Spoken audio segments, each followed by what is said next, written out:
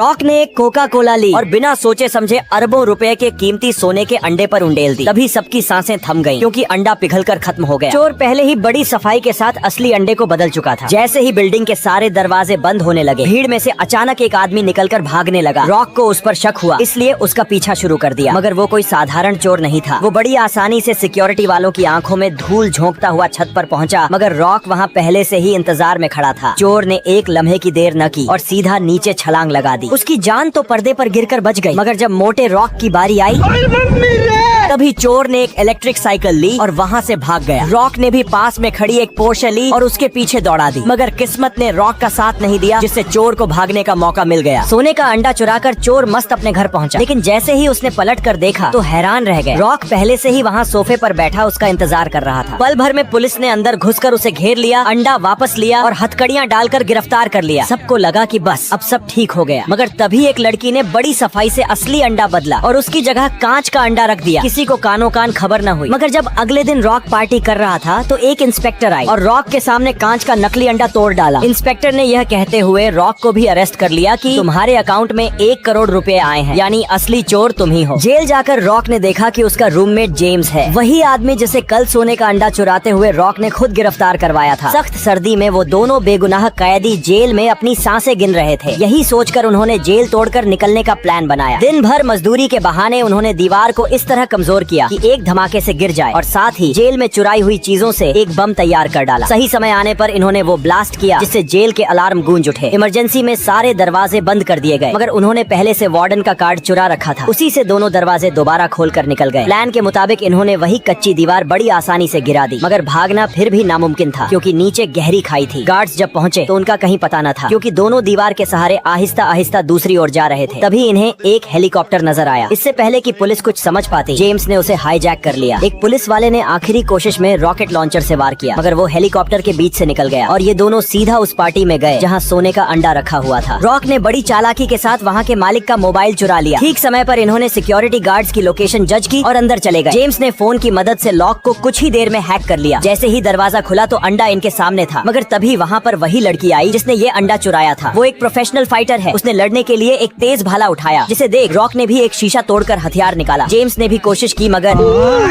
Part 2 के लिए subscribe करें।